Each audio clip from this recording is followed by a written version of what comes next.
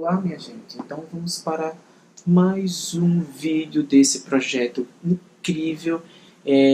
Agora, né, o vídeo da segunda semana do nosso resuminho, podemos dizer, nosso resumo sobre a segunda semana dessa leitura que está sendo fantástica, de Guerra e Paz, do Tolstói. Gente, na primeira semana, onde paramos, né, ele é na página 108, na página, deixa eu pegar aqui meu cronograma, na página 102, mais ou menos, dessa edição,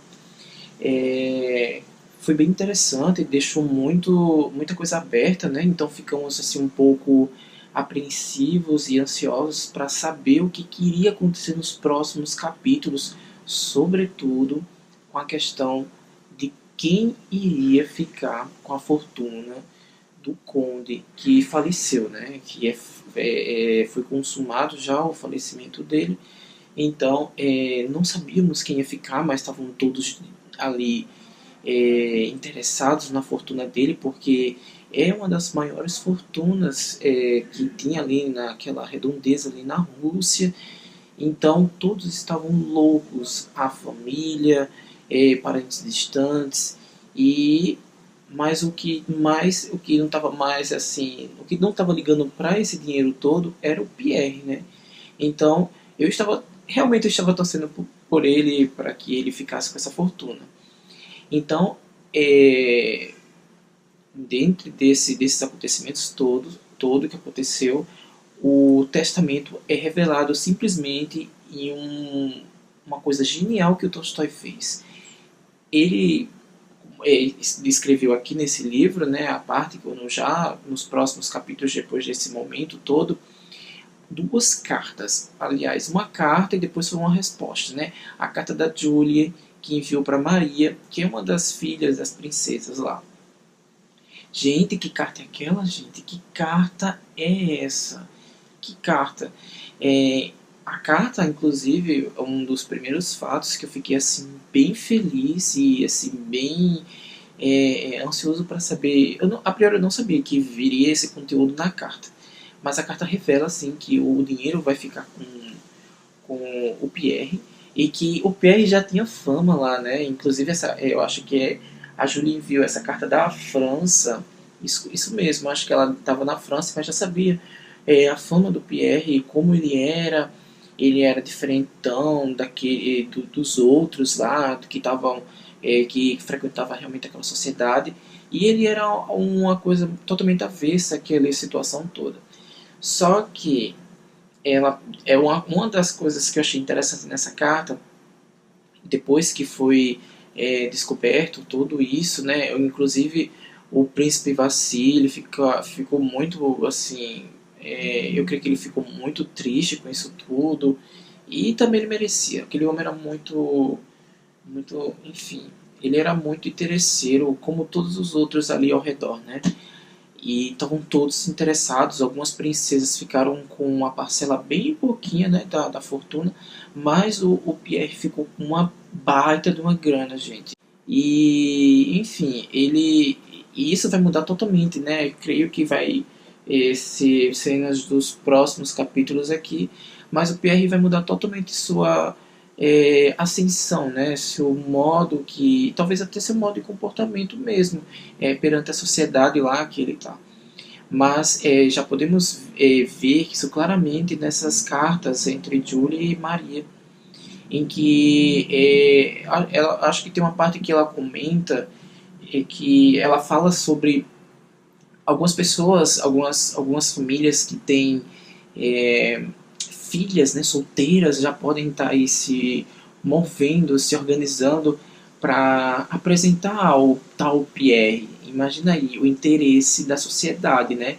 Isso é um retrato daquela sociedade, daquela época, né? Uma sociedade totalmente interesseira, mesquinha, e que não estava nem aí pelos sentimentos, não preservava nem praticamente aí podemos ver, né?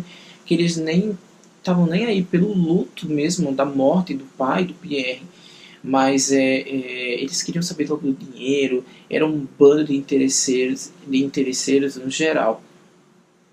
E eu gostei muito também agora, né, então inserindo a Maria, Eu gostei muito da forma que ela se expressou, na carta, inclusive. E até a Júlia, na carta escrita para Maria, ela fala sobre a preocupação das coisas que estão acontecendo na Rússia. E eu gosto muito dessas partes, gente, do livro. Do que está acontecendo na Rússia, daquele momento histórico, dos acontecimentos em relação à guerra. E a Maria mesmo, ela fala, né, a carta-resposta dela, ela diz que está bem complicado, estão todos muito apreensivos, muito aflitos e preocupados com essa ascensão do Bonaparte e das suas tropas chegando mais e mais ali próximo aquelas a Rússia, né, ali os povoados, ali nas fronteiras, e estão todos com muito medo. Todos os homens, os homens da casa, os maridos, estão se organizando para irem para ir para o fronte e combater realmente isso. E aqui podemos já ver, né, o irmão dela, o príncipe Andrei, que aí temos que ter cuidado, gente. Vocês tiveram bastante cuidado sobre isso, porque o Andrei aqui, o Tolstói, ele se refere ao Andrei com três nomes. Três nomes. Isso pode confundir um pouco a cabeça das pessoas, pensando que são três personagens diferentes, mas não, é um só. Fala o Andrei, ele chama pelo Andrei. Tem a Maria, né, que chama Andrucha, que é uma forma mais, podemos dizer, diminutiva, que ela chama como se fosse um apelido. E outra chamou muito também pelo sobrenome Bukowski, acho que é isso. Chamou muito pelo esse sobrenome, né? Então, isso aí temos que ter cuidado, porque creio que também elementos fortes na cultura russa trazer essa parte de nomes no diminutivo, ou mesmo citar pelo sobrenome, né, da família. Podemos até perceber isso na primeira parte, onde teve a Natasha, né, que o nome dela era Natália, mas parece que o diminutivo era Natasha, então temos que ter cuidado para não nos enrolarmos aí. Faça até umas anotações, que isso já ajuda bastante, gente. Mas vamos prosseguir aqui mais sobre os acontecimentos. Então aí o Andrei chegou, né, com a sua esposa. A sua esposa já está grávida, então mas só que ele está se organizando para ir para a guerra, né, lá por fronte mesmo, combater as tropas de Bonaparte. E é bem interessante isso para você perceber todo o preparo. E isso tá bem comum era bem comum naquela época da guerra, né? Eu acho que até outras épocas mesmo de guerra, sem ser realmente essa que aconteceu. Mas podemos perceber o preparo todo da sociedade, até mesmo o orgulho. Você pode ver o pai do Andrei, que tem orgulho de que o filho vai para a guerra e que não suje o nome da família, seja um homem de destaque lá, enfim, todos esses artifícios aí. Mas no fundo, que a gente que a gente percebeu, né, que eu percebi, e acho que vocês também perceberam, que o pai dele, né, estava extremamente triste ali, sobretudo na despedida do príncipe Andrei, quando foi para realmente ir embora, no momento em que ele foi embora. Uma emoção ali, muita emoção, eu achei bem tocante isso. Apesar que eu não gostei muito do príncipe Andrei, o jeito que ele se comportava, o jeito que ele falava, achei às vezes, depois vocês vão ver mais pra frente, mas eu achei ele muito rude, e sobretudo lá, quando ele chega no front, ele quer ser muito autoritário, ele quer ser, só porque ele tem uma ascensão social X aí, é um príncipe e tal, chega no front e quer ser um destaque, enfim.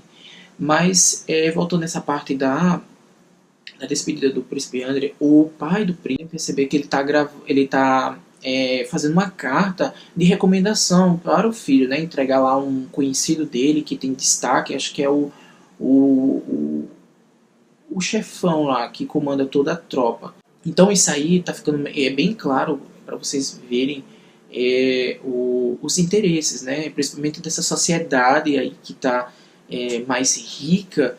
tem tudo interesse, né? Então eles querem que os filhos ou os parentes em si, sobrinhos, enfim, estejam com os melhores cargos. É aquele interesse ali que até hoje convivemos com ela, né? E o Tolstói ele faz esse retrato da sociedade incrível, porque tudo é QI, como dizem, né? Tudo é QI. Quem indica ali, você consegue tal cargo porque fulaninho indicou, ou porque quando fulaninho indicou, ele conseguiu tal cargo. E isso é bem comum, tá aqui bem claro no livro do Guerra e Paz. O príncipe André consegue tais postos lá pelo fato de que ele tem uma ascensão social X, o pai dele tem uma boa influência, então ele faz essa carta de recomendação e ele se sente o tal lá, né, no front. Quando ele chega no front, ele mostra realmente suas garras, porque eu achei ele um pouco rude, não sei se vocês acharam, mas achei ele um pouco rude, um pouco autoritário, um pouco querendo ser o tal lá no front. E é bem interessante essa parte porque quando chega no front a gente já se depara com o alvoroço dos comandantes mesmo. Estavam todos muito preocupados, sobretudo com a questão dessa vinda, dessa ascensão do Bonaparte, que estava crescendo a cada dia. E outra coisa, uma das últimas páginas aqui que eu li, a tropa russa estava totalmente em desvantagem perante as tropas lá, a quantidade de pessoas lá do Bonaparte. Vocês podem perceber que tem até uns números aqui que ele diz que Bonaparte tinha, acho que era 100 mil homens e a tropa russa estava com uns 30 e poucos mil homens. Então era uma disparidade muito grande, gente, muito grande. Estava claro ali que as tropas russas iam perder ali de lavada mesmo, porque não tinha condições pelo fato de que suas tropas eram em números menores em relação à quantidade de soldados lá, as tropas mesmo do Bonaparte, que estava já, o Tolstói mesmo já fala isso aqui. E aí então, né, aí chegam os príncipes, outros príncipes, e eles conseguem cargos, e vocês podem perceber aí os interesses, né, inclusive mesmo o príncipe Andrei, que vai como se fosse pombo correio lá em direção a Viena, lá para deixar uma carta, mas isso é puramente interesse. Eu percebi logo isso, que ele até diz um trecho aqui que ele vai lá para ver se ele consegue uma promoção. E, gente, é tudo interesse. O povo interesseiro é com a questão mesmo do dinheiro, desses capítulos passados, em torno desse testamento, que era desse conde que faleceu, riquíssimo. Também tem a questão de conseguir cargos maiores dentro dessas tropas lá no front. Talvez seja para não se deparar direto, talvez conseguir cargos menores, se deparar direto com aquela crueldade. Mas isso foi uma coisa assim sem noção mesmo. Porque quando o príncipe Andrei volta de Viena, que depois que ele acerta todas aquelas questões diplomáticas ali, que eu achei bem confusas e um pouco, como podemos dizer, um jogo de poderes ali, que cada um queria ser mais poderoso do que o outro. Ali, depois que ele volta de toda aquela coisa toda ali que aconteceu em Viena, da questão mesmo diplomática, da deixar essa carta, de recomendações e de preocupações, e, enfim, muitas coisas. Ele volta e encontra muito desastre lá. Ele fica até preocupado, porque lá em Viena mesmo ele fica sabendo de coisas que já aconteceram, que irão acontecer ou que aconteceram com as suas tropas lá. Então ele volta para a Rússia e encontra aquela coisa toda, ele fica muito preocupado, ele começa a procurar lá os seus comandantes, os seus superiores, para ver o que está acontecendo, e fica uma dificuldade, muita gente fugindo, mesmo tropas e tropas, soldados ali feridos, e isso ele estava muito preocupado, porque, aliás, a Rússia ele perdeu vários soldados ali, que a gente podia perceber, podemos ver aqui claramente nos trechos do livro. A Rússia tinha perdido com a derrota do Mark lá, né, que ele tinha as tropas e foi destruído ali, muitos homens morreram. Então o Mark chegou lá seus superiores e relatou tudo isso.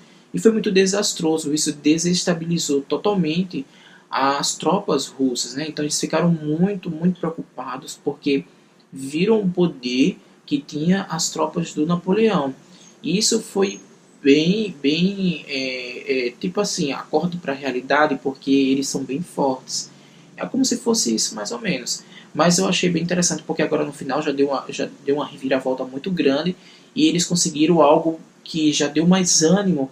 Então, aí serão as cenas dos próximos capítulos serão essas. Eu estou bem ansioso para saber o que vai acontecer nos próximos capítulos sobre essa guerra que está aí crescendo a cada dia, mas aí que essas tropas russas elas já ganham um pouco de fôlego porque eles conseguiram aí pelas mensagens que receberam, parece que as coisas estão um pouco mais a favor deles e que está chegando mais tropas vindo de Moscou, vindo de São Petersburgo para combater realmente o Bonaparte, né, que ele está vindo com uma ira muito grande, com uma tropa muito poderosa aí. Então será esse nos próximos capítulos. Estou bem ansioso para ver isso. Eu não sei vocês, mas eu já estou bem adaptado com a questão das notas. As notas estão ajudando muito, gente. Muito mesmo. Muito mesmo. Algumas coisas ainda eu estou em dúvida. Em questões mais históricas, eu não sei vocês. Comentem aqui embaixo. Vocês poderão me ajudar sobre isso. É a questão da Rússia, a relação entre a Rússia e a Áustria. Que eu acho que vocês, nessa questão mesmo diplomática, quando o príncipe Andrei foi lá, deu para perceber que a Áustria não tem uma relação muito boa, não. Porque, inclusive, o diplomata lá, né, que estava conversando com o príncipe Andrei, ele mesmo não queria falar russo. Ele sabia falar russo, mas ele preferiu falar francês. Ele tem parece que ele tem um pouco de aversão a essas culturas russas. Pois é, eu não sei, gente, qual é essa relação. Me ajudem aqui se vocês sabem alguma coisa sobre a relação entre a Áustria e a Rússia. Eu achei um pouco confuso essa parte, mas ainda eu quero descobrir. Mas é isso, gente. Eu espero que vocês tenham gostado desses comentários. Não é, como eu já sempre digo, não é uma análise profunda, é mais o que eu achei sobre aquele capítulo da semana. E o próximo que eu fiquei de dizer, porque tem muita gente que está lendo o Guerra e Paz no Kindle.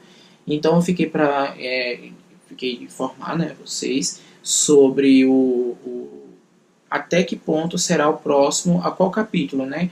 O próximo será aqui da página 208 até a página 308 nessa edição aqui. Mas o capítulo da 308, deixa eu ver aqui para vocês, porque quem está lendo no Kindle não tem como ver a quantidade de páginas.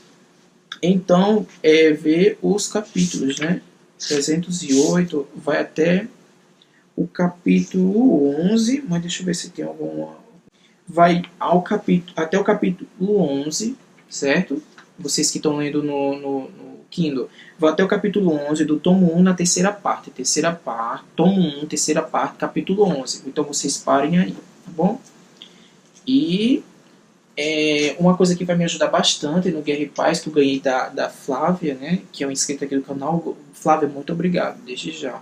É esse livro aqui, A Rússia contra Napoleão, que é do historiador Dominique Lievin. Ele estudou anos, gente, sobre essa batalha entre o Russo e Napoleão, que é a batalha que está descrita ali no Tolstói, no Guerra e Paz. Então, mês que vem, quando eu terminar Napoleão, que eu terminar esse mês, eu vou pegar logo esse aqui, para sanar um pouco essas dúvidas sobre essa parte histórica. Então, o que eu ficar sabendo sobre isso aqui, eu vou trazer aqui para vocês, tá bom? E posso até fazer um vídeo depois só sobre esse livro quando eu terminar. Mas os fatos que eu descobri aqui sobre o livro, eu vou revelar aqui para vocês, tá bom? E eu acho que é um livro que vale muito a pena. E assim, quando eu postei lá no meu Instagram, se você não está inscrito lá, me segue, tá bom? Quando eu postei lá no Instagram, muita gente disse que leram esse livro e leu também o Guerra e Paz. Esse aqui é um ótimo complemento, então acho que vai valer muito a pena. Estou bem ansioso para isso. Então, gente, eu espero que vocês tenham gostado desse vídeo e já vamos para os próximos capítulos, né? E aí eu estou bem ansioso porque daqui a pouco a gente chega aí na metade do livro e está andando de uma forma tão fluida. Tolstói tá tão legal, tá tão bom a escrita dele, já estou bem adaptado às notas estão ajudando muito, gente. As notas do tradutor tá sendo incríveis, eu já me adaptei, inclusive, ao idioma francês, que é interessante o idioma francês, porque quando a gente fica já conhecendo algumas palavras, porque, por exemplo, tem umas palavras que ele cita que eu já sei que é que já foi citada em capítulos anteriores. Então isso já começa a adquirir aí um vocabulário. Eu não sei francês, mas já começa um vocabulário bem interessante.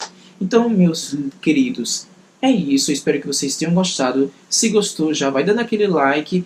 E se não está inscrito no canal, se inscreva, tá bom? E até uma próxima. E um cheiro. Tchau!